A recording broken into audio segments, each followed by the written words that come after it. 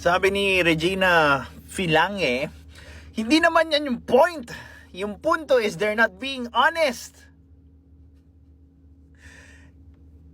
It wasn't even a suggestion on their part. It's more like pwede na yan.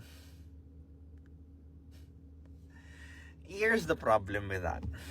You've created an interpretation of what the government said about the Noche Buena, and then gumawa ka ng sama ng loob doon sa interpretation mo na sa tingin mo minamasama ng gobyerno yung pagsasuggest ng pagiging practical sa Noche Buena.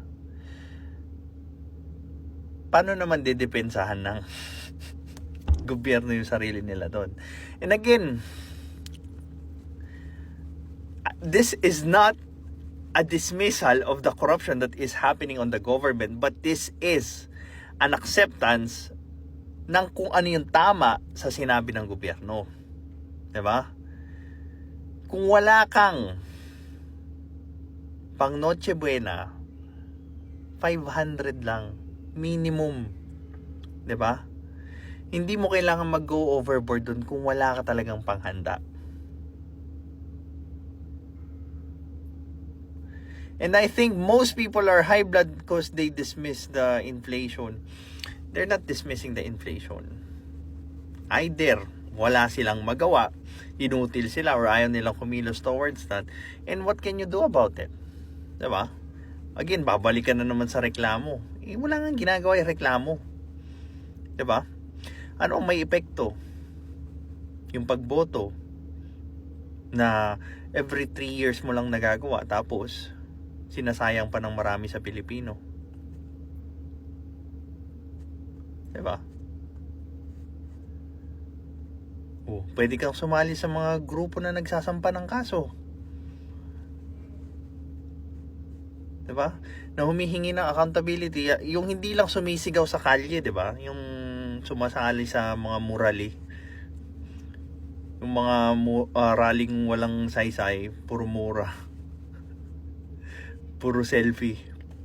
Diba?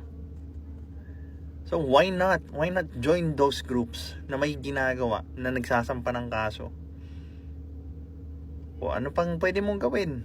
Pwede kang magsampa ng kaso dun sa ibang government agency. Now, if you've done all that, now what? Ano, repeat steps 1, 2, 3? That's napaka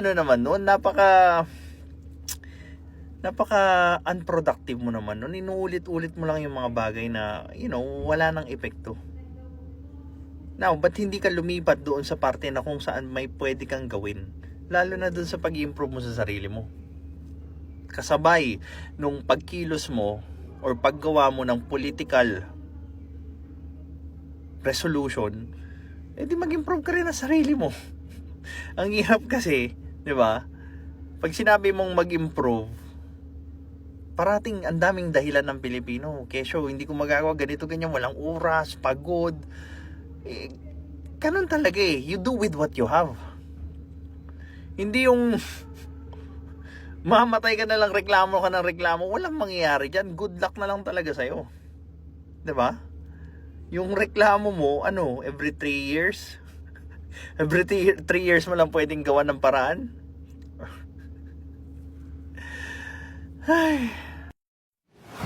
This is Pinoy Extreme.